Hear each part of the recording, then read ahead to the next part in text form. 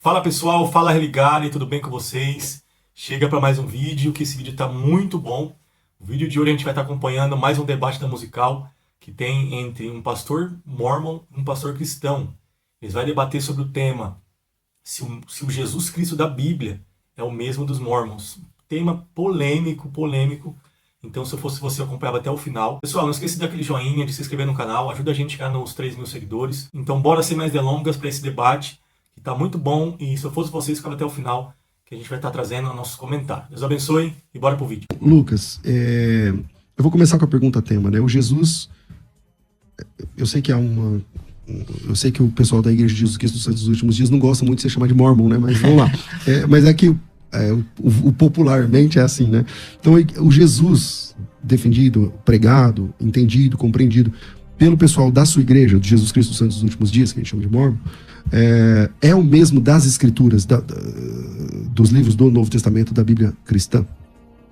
Perfeito, excelente pergunta, e você já começou num ponto certo, porque nós que somos membros da Igreja de Jesus Cristo, dos Santos dos Últimos Dias, temos como apelido Mormon, mas esse não é o nome da igreja.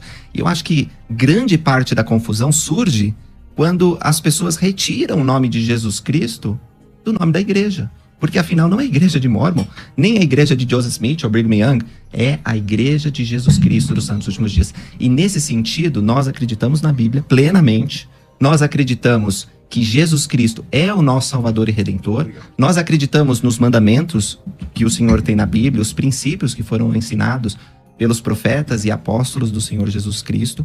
Nós não apenas acreditamos nisso, pastores, mas nós procuramos viver isso.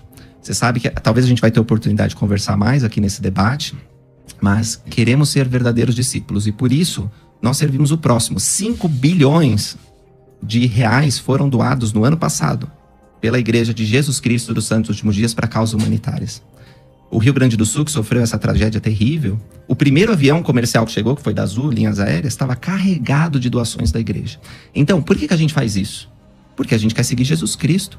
Jesus Cristo ensinou que nós devemos servir o próximo, que quando nós fazemos a um dos pequeninos, nós fazemos a ele. Então, assim, tem muitas evidências que mostram que somos cristãos e que seguimos o mesmo Jesus da Bíblia. Ok. Pastor Joaquim, o Jesus da igreja, vou falar aqui, Jesus Cristo dos Santos dos Últimos Dias, você me perdoa que de vez em quando vai sair um mormon, porque vocês lançaram um livro chamado Livro de Mormon, então agora aguento. Tem razão, Joaquim, o Jesus da igreja de Jesus Cristo dos Santos dos Últimos Dias é o mesmo do Novo Testamento, das Escrituras Sagradas? Com toda certeza não, César. O Jesus do mormonismo é um Jesus muito diferente do Jesus do cristianismo.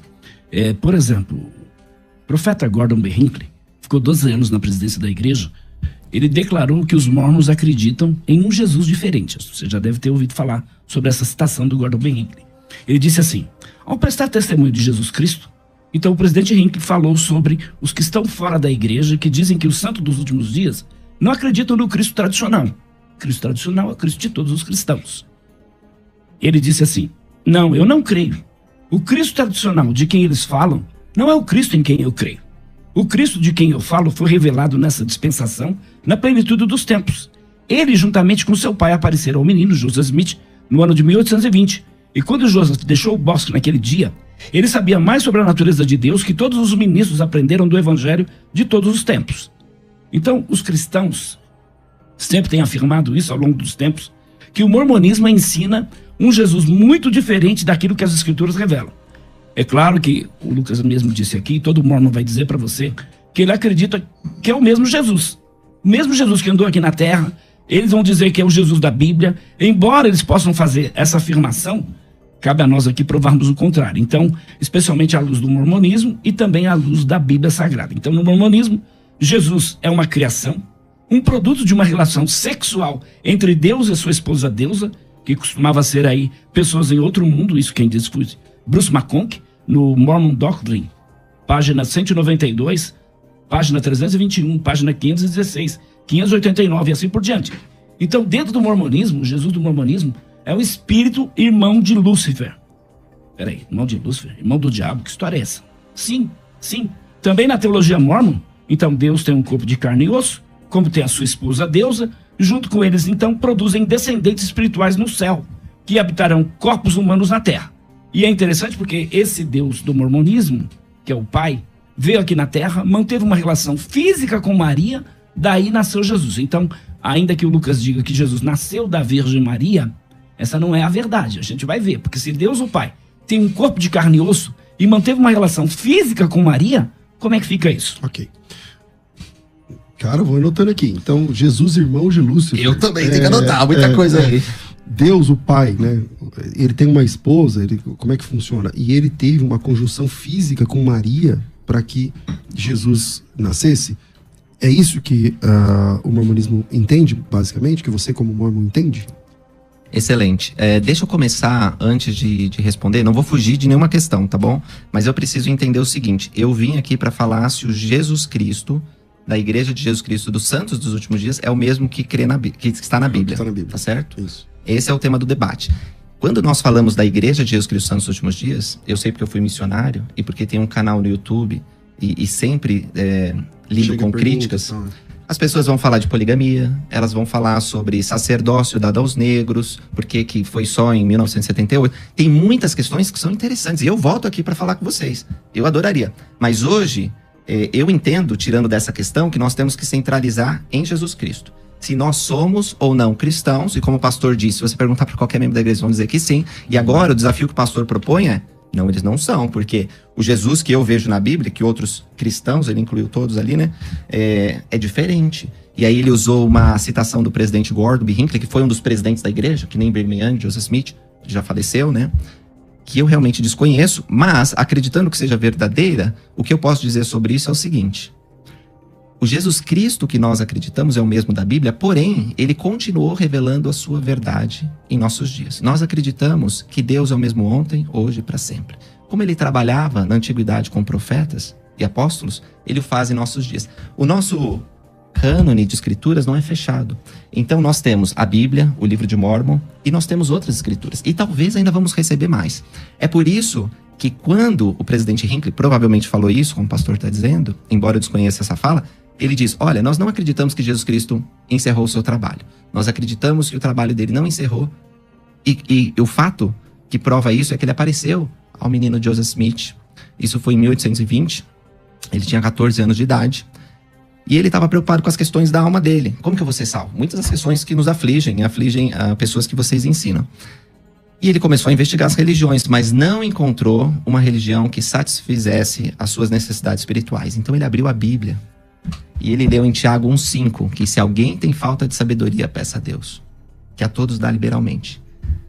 Recorreu à oração num lugar tranquilo, e então uma manifestação extraordinária aconteceu. Deus, o Pai e Jesus Cristo desceram e falaram àquele rapaz desconhecido. Isso nós chamamos de primeira visão ou primeira visitação. E deu início, então, uma série de outras revelações, que incluem, inclusive, a visita de um anjo, que trouxe a localização de placas de ouro que deram origem ao livro de Mórmon. Acho que vocês estão familiarizados com essa história.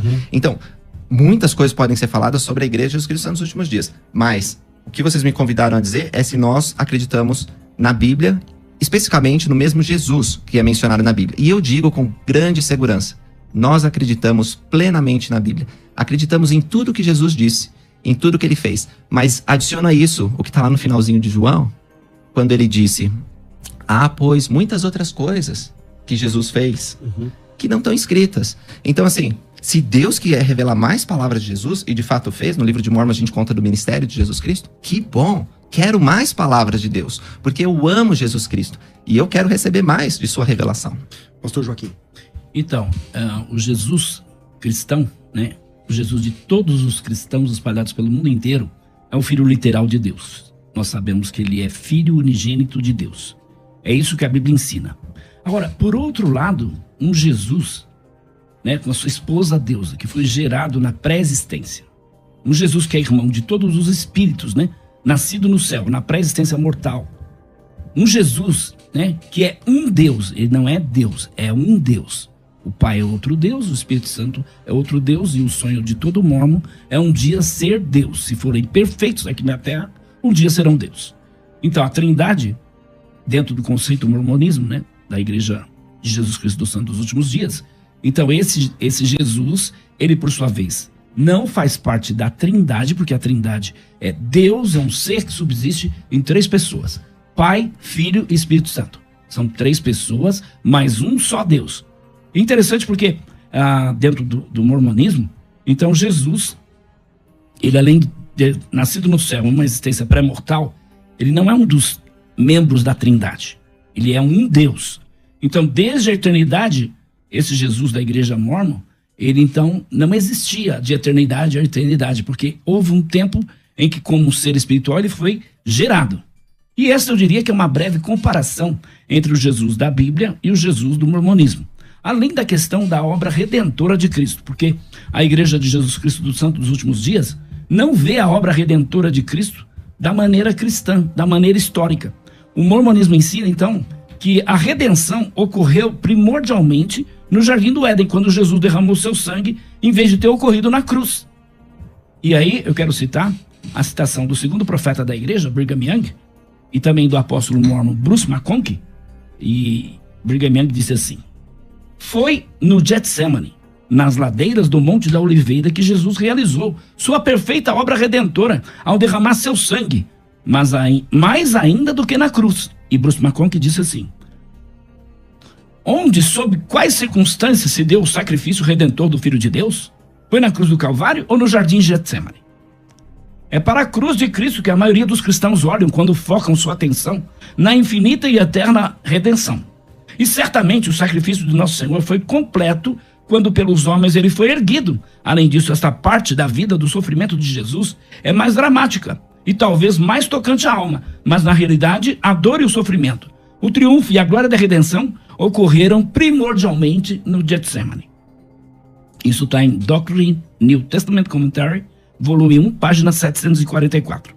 774, perdão. Ok. Lucas. Eu não respondi algumas coisas que você tinha falado antes, e aí já vou aproveitar e emendar isso aí, tá, pastor?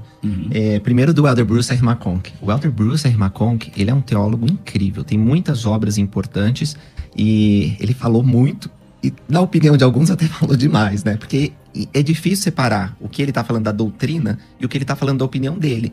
Porque uma coisa é você pegar os sermões dele nas conferências gerais, que são as reuniões oficiais da igreja, e outra nos escritos. Se você abrir em vários dos livros que ele publicou, diz assim, ó, isso não é publicado em nome da igreja, é a opinião do autor. Parece que eu tô fazendo aqui, né? Não é, assim, é alguém que viveu a vida inteira na igreja. Ele era um apóstolo mormon, ele se tornou um apóstolo da igreja de Jesus Cristo. Mas esses escritos antecedem isso. Mas assim, não que eu tô discordando do que ele falou, tá? Só quero colocar num contexto. Ele era autoridade na igreja, não? Era autoridade. Ele se tornou autoridade quando ele se tornou um apóstolo. E a mesma coisa, Brigham Young e outros, assim, eles têm direito à opinião deles sem estabelecer a doutrina. A doutrina na igreja é estabelecida quando é apresentada uma escritura e ela é votada por toda a igreja. Assim, nós estabelecemos escrituras como Doutrina e Convênios, a Declaração Oficial 1 e 2, que fala da poligamia e do sacerdócio aos negros. Então, é assim, só porque não tem o mesmo peso doutrinário que você abrir no livro de Mormon ou em qualquer outro livro, certo? Agora, a questão, acho que é mais interessante falar da Trindade. Então, para você, só para entender, essa tríade de livros é o principal. O livro de Mormon, Doutrinas e Convênios e Pedras de Grande Valor. Não, tem e mais. A Bíblia. E o profeta, se fora a Bíblia, eu tô dizendo fora a Bíblia. Sim. E os profetas vivos, o presidente da igreja, que hoje é um homem de quase 100 anos, presidente Russell Nelson. Quando ele fala, nós consideramos aquilo escritura. Não importa o que diz o livro de Mormon, não importa o que diz Doutrina e Convênios, não importa o que diz a Bíblia. Ele é a autoridade máxima. Ele é a autoridade máxima. Importa porque ele não vai falar nada contraditório àquelas escrituras. São inúmeras as contradições dos profetas com aquilo que diz o livro de Mormon, então, diz a Bíblia. Nós poderíamos discutir isso. Eu acho que seria interessante falar sobre os profetas vivos e a importância deles no plano de salvação. Contudo, para o nosso tema, não que eu queira fugir, mas eu acho que desvia um pouco. A gente pode marcar um outro dia, você tem razão. Mas olha, não, debate livre eu gosto. É só a mesma coisa, se eu me exceder de um lado, vocês falam assim, ô Lucas, a gente tá falando disso. Aí eu volto, porque eu fico tão animado de falar as coisas que às vezes eu vou me perder também. Vocês falam, mas não foi isso que eu perguntei. Aí eu volto, tá bom? Mas adoraria voltar de novo. Então, primeiro, Jesus é irmão de Lúcifer. Sabe que essa não é uma questão ensinada na escola dominical, não é uma questão que o pessoal vai no púlpito. Mas nós acreditamos nisso mesmo. Nós acreditamos que todos são filhos espirituais de Deus. Nós acreditamos, por exemplo, que Adão teve Abel e Caim. Caim decidiu seguir Satanás e se tornou perdição. Abel seguiu o evangelho de Deus, foi assassinado e depois a gente vê lá no final do Velho Testamento ele como anjo ministrador. Então assim, o mesmo pai produziu 2 filhos distintos. Então nós acreditamos que como filhos espirituais de Deus, Lúcifer não foi uma coisa que Deus criou, mas ele foi gerado como todos nós espiritualmente e infelizmente, se rebelou contra Deus, se tornou Satanás. E como fala na Bíblia, tanto... Vocês tiveram um debate sobre isso há pouco tempo, eu vi. Eu quero assistir inteiro. Lá em Isaías fala que ele caiu. Apocalipse também fala que o dragão e 1/3 dos filhos de Deus. Nós acreditamos nisso. Ele se tornou inimigo da humanidade. O que a pessoa fala, eu tentando pensar assim, né? Quando acusam a gente, você fala que Lúcifer e Jesus Cristo são irmãos, é que eles querem ver uma associação. Como se nós colocássemos as características semelhantes de Jesus e Satanás junto. Não tem nenhuma associação entre o mal e o diabo. Acusaram Jesus quando estava aqui na terra de ser associado ao diabo. Mas isso não tem nada a ver uma coisa com a outra. Jesus é luz, salvação. Satanás é condenação, miséria. Então, assim, não vejo problema. Isso não está na Bíblia, realmente, que Jesus e Lúcifer são irmãos. Mas como eu falei para vocês que acreditamos em revelação viva, Deus pode revelar coisas que estão além do texto bíblico. E, inclusive, a Bíblia não é contra isso. Porque a Bíblia, ela não fala que é um livro fechado. A Bíblia, ela mostra vários livros que não estão lá, não se encontram lá. Tem uma lista aqui de livros que não estão lá. E outra coisa que a Bíblia diz, que não há limites para se fazer livros. Está em Eclesiastes, no último capítulo, depois que o pregador viu que vaidades era tudo aqui nessa terra, ele caiu em si. E ele percebeu que não era assim. Então, nos últimos capítulos, ele vê que vale a pena seguir Deus. E ele diz, não há limite para se fazer livros, nós temos é que temer a Deus. Então, visto tudo isso, essa questão é insignificante de Satanás e Jesus serem irmãos. Hoje eles não têm nenhuma associação. Um é o mestre da salvação e outro é o mestre da condenação. Ok, pastor Joaquim. Inclusive o mormonismo diz que houve uma reunião dos deuses no céu mormon, e aí Lúcifer, que é espírito irmão de Jesus segundo Lucas, e o mormonismo, então Lúcifer apresentou um plano para salvar o planeta Terra. Mas os deuses mormons não apoiaram o plano. Mas Jesus também apresentou um plano nessa reunião de deuses. E é interessante porque os deuses mormons apoiaram o plano do Jesus mormon. E aí Lúcifer, espírito irmão de Jesus, segundo o mormonismo, se rebelou e aí se tornou Satanás.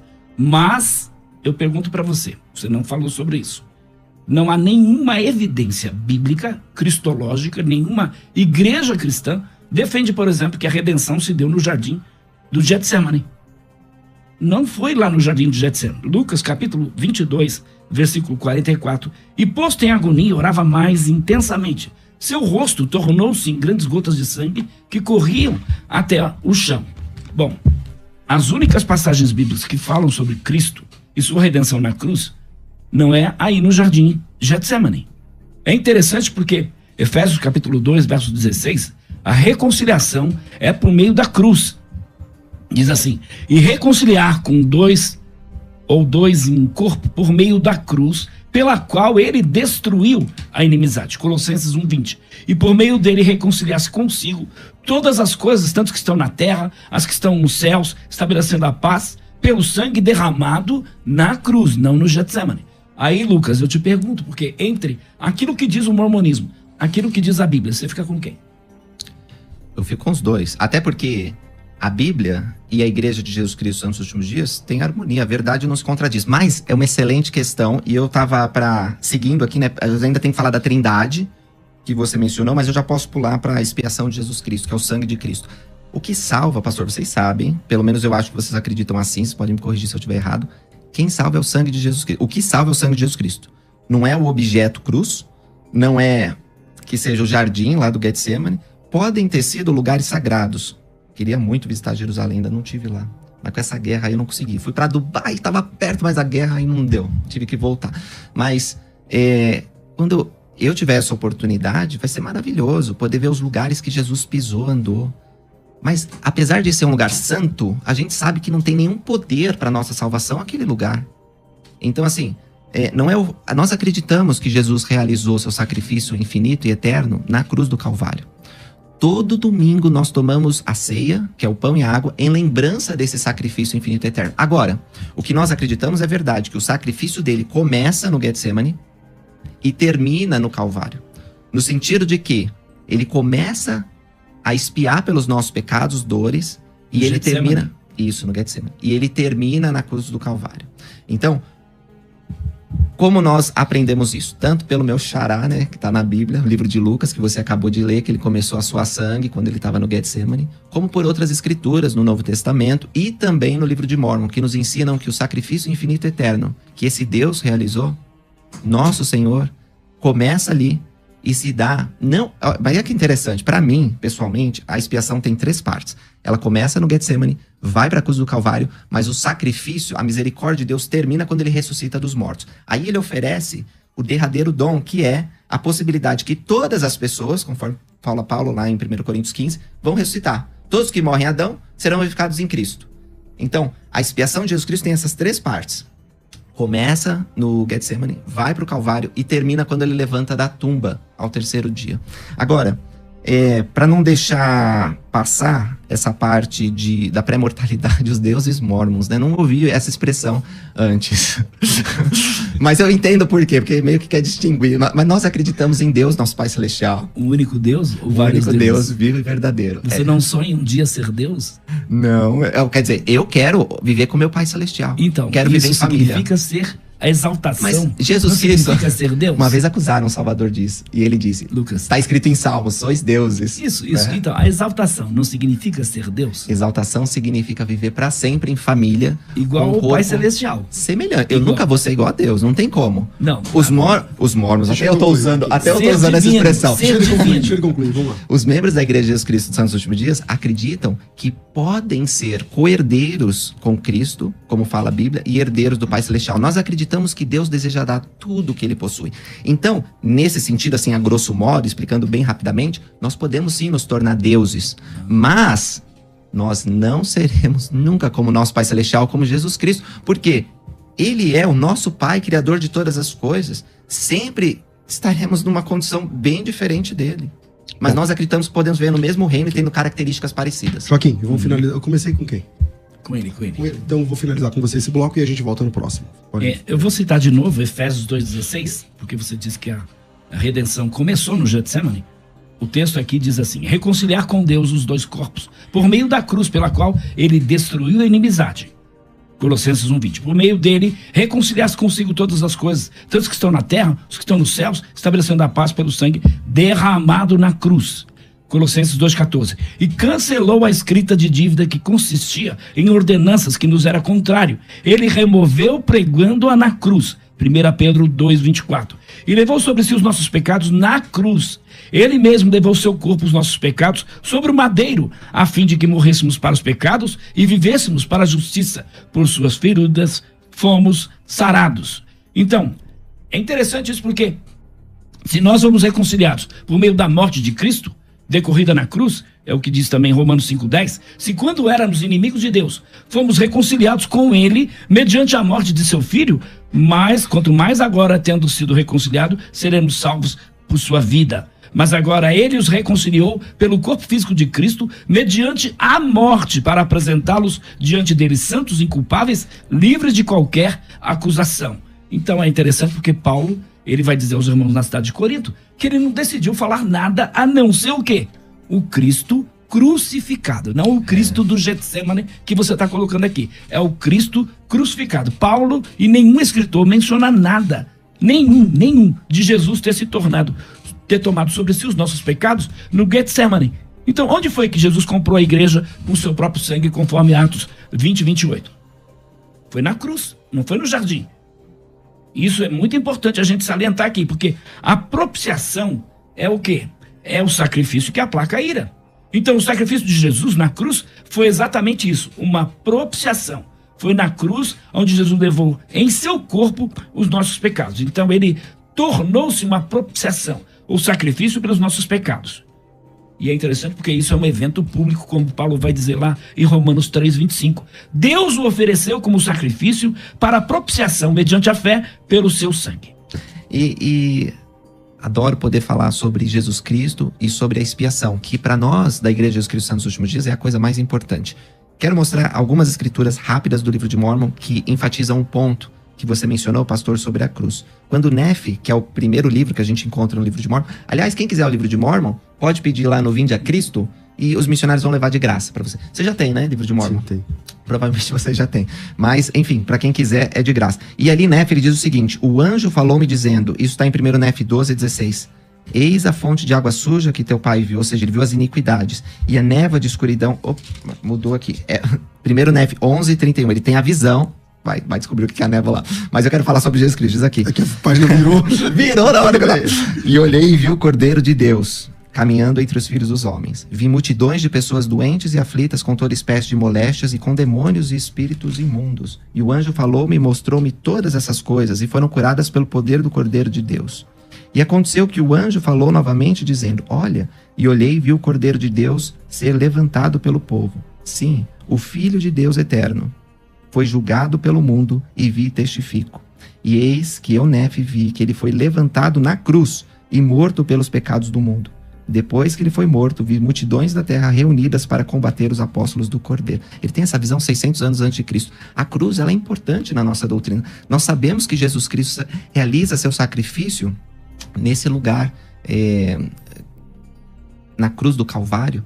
E a expiação, nós acreditamos que é esse sacrifício divino feito por um Deus é válida por causa do sangue de Jesus Cristo. Não necessariamente pelo lugar, mas a cruz ela tem um simbolismo importante para todo mundo cristão e para nós também. Quando Jesus Cristo aparece nas Américas, esse é outro ponto, hein? Que Jesus Cristo ele ministrou aqui nas Américas. Ele diz o seguinte quando ele se apresenta ao povo: eis que vos dei meu evangelho, este é o evangelho que vos dei, que vim ao mundo para fazer a vontade de meu Pai, porque meu Pai me enviou. Meu Pai enviou-me para que eu fosse levantado na cruz, e depois que eu fosse levantado na cruz, pudesse atrair a mim todos os homens, a fim de que assim como fui levantado pelos homens, assim sejam os homens levantados pelo Pai, para comparecerem perante mim, para serem julgados por suas obras. Então veja, o livro de Mórmon está de acordo com a Bíblia, testifica que Jesus Cristo tinha que ser sacrificado e tinha que ser morto pelos pecados do mundo, e que a cruz tem importância no plano eterno. O fato de adicionarmos o jardim do Getsemane nessa discussão, dizendo que o sacrifício dele começa com sangue, conforme Lucas conta, né? E depois é ampliado aqui. Lucas não diz que começa lá com sangue, não diz. Diz que depois que, na quinta-feira, quando eles cantaram... O sacrifício dele começa ali? Quando eles cantaram o hino. Desculpa interromper. Não, de boa. Eles cantam o hino e eles vão pro jardim do Getsemane. Ali estão os apóstolos, exceto Judas tinha saído. Aí ele deixa alguns lá e vai com o Pedro, Tiago e João mais pra dentro do jardim. Pra orar. E aí diz que ele, posto em agonia, orava mais intensamente. Uhum. E ele começa então, segundo nós acreditamos, a tomar sobre si todas as dores, pecados e aflições da humanidade. Neste momento é tão difícil que ele começa a transpirar sangue, diz Lucas. É isso que eu tô querendo dizer que Lucas fala. A expiação de Jesus Cristo está no sangue. E aí então ele se volta para os apóstolos que estão dormindo, cansados, e fala, pô, vocês não podem velar comigo nem uma hora? Isso acontece 3 vezes, vocês estão familiarizados. Depois disso vem a traição, o julgamento injusto e a cruz. Este momento de sofrimento que começa na quinta-feira de manhã e vai acabar na sexta-feira ao pôr do sol, é quando Jesus Cristo sofre, e para nós entendemos como eventos conectados, né? Tá. Você lembra a oração dele? A oração nesse momento? De Jesus Cristo? É. Sim. Inclusive, exatamente, para ver o tamanho da dor que ele ia, que o próprio Deus, né, que Jesus Cristo nós consideramos Deus, ele diz, Pai, se possível, passe de mim esse cálice, mas seja feita a tua vontade. E ele bebe até a última gota. Ok, pastor Joaquim. Bom, acho que está bem claro para os nossos ouvintes que o Deus, né, o Jesus e tudo mais, é totalmente diferente do Jesus da Bíblia. Por quê? Porque a Bíblia, em Isaías 43, verso 11, diz que há somente um Deus. Isaías 44:6, Isaías 44:8, Isaías 45, verso 5. Né? Então a Bíblia é muito clara. Antes de mim, Deus nenhum se formou. Depois de mim, Deus nenhum haverá. Ouve, Israel, o Senhor nosso Deus é o único Senhor. E aí vai. Agora, quando eu pego aqui o livro de Abraão, no livro Doutrina e Convênios, capítulo 4, no verso de número 3, e eles, entre colchetes, está aqui, os deuses disseram, haja luz, e houve luz. E eles, entre colchetes de novo, os deuses, compreenderam que a luz, porque ela brilhava, e eles dividiram a luz, ou fizeram com que ela fosse separada das trevas. E os deuses chamaram, e aqui já não está mais entre colchetes, e os deuses chamaram a luz dia, e as trevas chamaram noite. E aí vai. Então, eu tenho inúmeras citações no Doutrina e Convênios, né, nesse livro aqui, que é dos Mormons, mostrando o quê? Deuses. Aí eu te pergunto, Lucas, você é monoteísta ou politeísta? Isso é importante, porque todos os cristãos são monoteístas. Uhum. E aí, eu quero citar aqui ainda, né, o ensinamento aqui, diz assim: Deus já foi como nós somos agora, um homem exaltado e está entronizado acima dos céus. Imaginávamos que Deus era Deus desde a eternidade, mas vou refutar essa ideia, retirar o véu para que você possa ver. O Pai tem um corpo, está aqui no Doutrina e Convênios também, tem um corpo de carne e osso, tão tangível como o do homem. E aí, assim sabemos que ambos, o Pai e o Filho, são homens perfeitos em forma, estatura, cada um deles possui um corpo tangível de carne e ossos. Isso disse James Talmage. E aí é interessante porque a gente vê, por exemplo, falando sobre Jesus, que é o nosso tema aqui, Jesus, então, para você nasceu de uma virgem, você disse isso, né? Sim. O mormonismo diz o contrário. O nascimento do Salvador foi tão natural como o dos nossos filhos. Foi o resultado de uma ação natural. Ele compartilhou carne e sangue. Foi gerado por seu pai, assim como nós somos gerados pelos nossos pais. Isso está no Jornal de Discurso, volume 8, página 115. Cristo foi gerado por um pai imortal, da mesma forma que os homens mortais são gerados por pais mortais. Isso quem disse foi Bruce McConkie. Mas Isaías capítulo 7, verso 14, diz que Jesus nasceu da Virgem. Então Jesus é o Filho eterno, é a segunda pessoa da Trindade. Ele possui duas naturezas. Então ele é Deus encarnado e ele é homem. Então é o Criador de todas as coisas, ele não foi criado. E aí vem essa declaração que você mesmo colocou aqui, que ele literalmente é espírito, irmão de Lúcifer, uma criação. Você crê que Jesus é criado? Rapaz, é muita. mas Tem eu que gostei. tabular isso aí. Por exemplo, eu anotei aqui. Vocês são monoteístas ou politeístas? Se são monoteístas, como explicar o livro de Abraão, capítulo 4? Certo. Porque lá fala deuses ali Exatamente. e tal. Outra pergunta. Deus já foi como nós, né? Como seres humanos. O Pai tem corpo? Porque textualmente ele citou lá os documentos. E o nascimento de Jesus, ele foi gerado a partir de sexo também? Como que... Deixa eu começar pela outra, você vai me lembrando. Tá, eu anotei aqui. A concepção, nós acreditamos que é um milagre. Maria ficou grávida sem necessidade de relação sexual, ela continuou virgem. É parte da nossa doutrina que ela era virgem quando ficou com José, né? Casou com José. Então, mas ela já estava grávida do Filho de Deus. Então, nós não acreditamos numa relação sexual entre Deus e Maria. Isso daí talvez até tenha sido a opinião de alguém, mas não é da Igreja de Jesus Cristo Santos dos Últimos Dias. Doutrina da Igreja.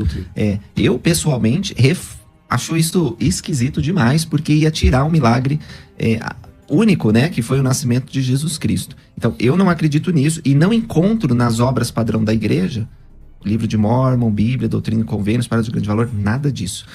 Mas Está no Jornal de Discurso, ou não?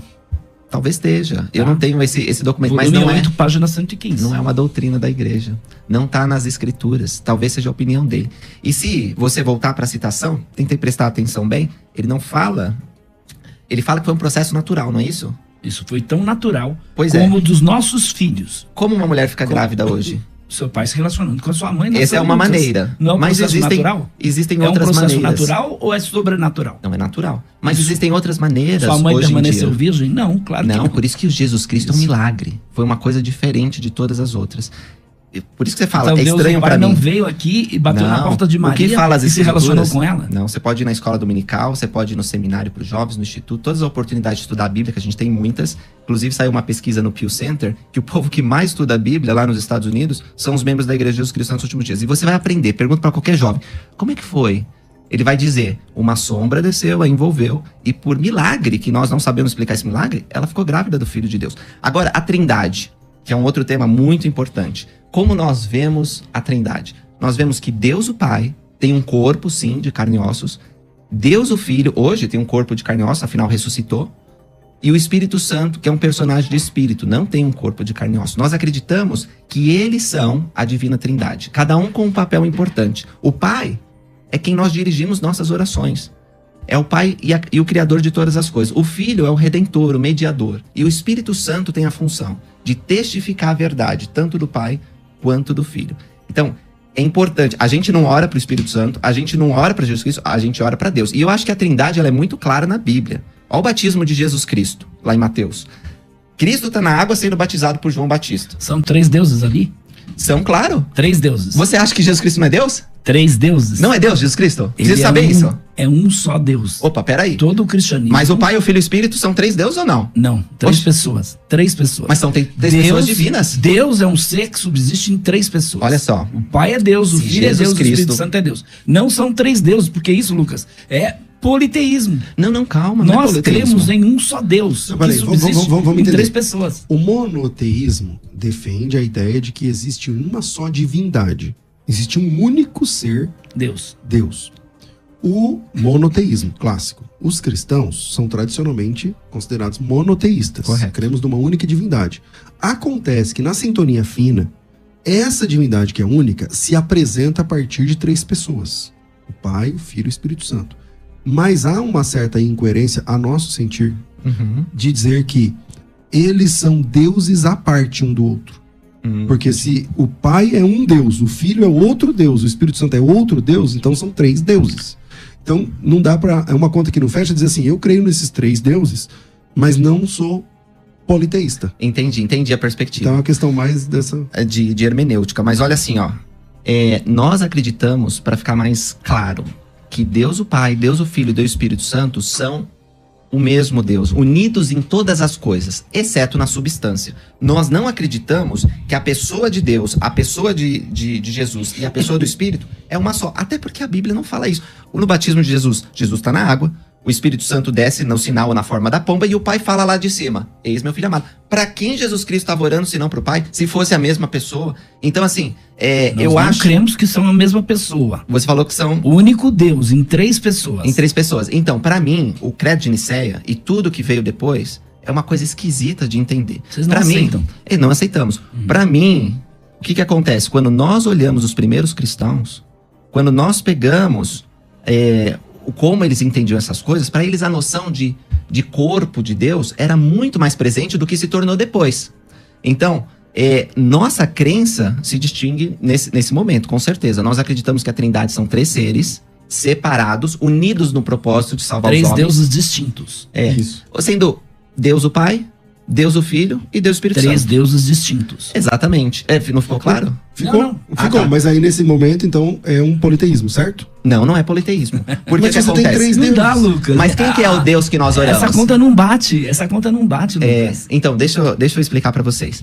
Nós adoramos Deus, nosso Pai Celestial. Ele é o Pai dos nossos espíritos. Jesus é Deus? Nós oramos para Deus em nome de Jesus Cristo, E que é o Jesus nosso é Deus? Redentor. Claro que é, ele afirmou Muito que era bem. Deus. Por que você não ora a Jesus e nem adora ele? Eu adoro Jesus. Uma Não, coisa não. é orar, Você outra adora coisa ele? é adorar. Os atos de Você adora adoração, Jesus? com certeza. Bruce Macon que diz que não pode. Olha só, quando nós... Só o pai. Mas Só assim, o pai. o que eu falei sobre Bruce R. Macon que é válido ainda. Ele tem direito às opiniões dele. Como eu, alguns de vocês, pastores, eu já vi pregando, não acreditam em dinossauros. Acho que o dinossauro morreu na época do dilúvio, não existiu. Outros pastores são mais flexíveis e acreditam, não, existiu. Então assim, cada um tem suas crenças. E o Elder Bruce R. Macon, que eu admiro muito, tinha suas próprias peculiaridades, mas não era doutrina. Então assim, você pode recorrer a todos eles e quando for doutrina eu vou identificar. Ok, isso é. Como eu tô dizendo para vocês sinceramente, nossa doutrina da Trindade é a seguinte: Deus o Pai é o único Deus sobre todas as coisas. Por isso somos monoteístas. Resolvido. Agora, o Espírito Santo testifica do Pai e do Filho, porque o Filho é que traz a salvação. Então, dizer que eles são deuses não significa que eles estão no mesmo status de Deus o Pai, mas que eles têm atributos da divindade.